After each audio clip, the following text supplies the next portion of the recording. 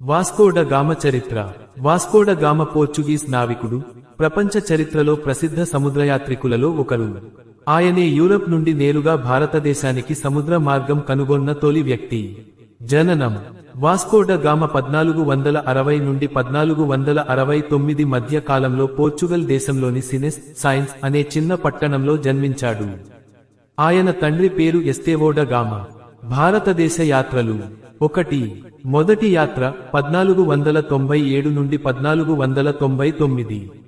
July 1497లో Portugal రాజు Manuel I ఆదేశంతో వాస్కో డ గామ సముద్ర యాత్రకు బయలుదేరాడు.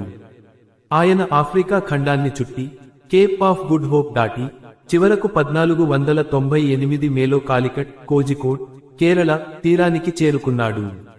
దీంతో యూరప్ నుండి భారతదేశానికి నేరుగా సముద్ర మార్గం కనుగొనబడింది.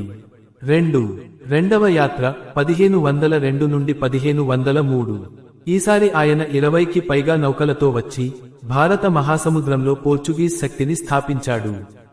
సముద్ర వాణిజ్యాన్ని తన ఆధీనంలోకి తెచ్చుకున్నాడు. మూడవ యాత్ర 1524. పోర్చుగల్ రాజు ఆయనను భారతదేశానికి వైస్రాయ్గా నియమించి పంపాడు. కాని ఆయన గోవా చేరుకున్న కొద్ది రోజుల్లోనే 1524 డిసెంబర్ 24న మరణించాడు. ప్రాధాన్యం: వాస్కో డ గామ యాత్రతో యూరప్ నుండి భారతదేశానికి వాణిజ్య మార్గం ప్రారంభమైంది. ఆయన కారణంగా భారతదేశంపై పోర్చుగీసు వలసరాజ్యం స్థాపించబడింది. ఆయన యాత్ర ప్రపంచ చరిత్రలో భూగోళ శాస్త్రం, వాణిజ్యం, సామ్రాజ్య విస్తరణలో ఒక పెద్ద మలుపు. మరణం: వాస్కో డ గామ 1524లో గోవాలో మరణించాడు. మొదట ఆయనను గోవాలోనే సమాధి చేశారు. తరువాత ఆయన అవశేషాలను పోర్చుగల్కు తరలించారు.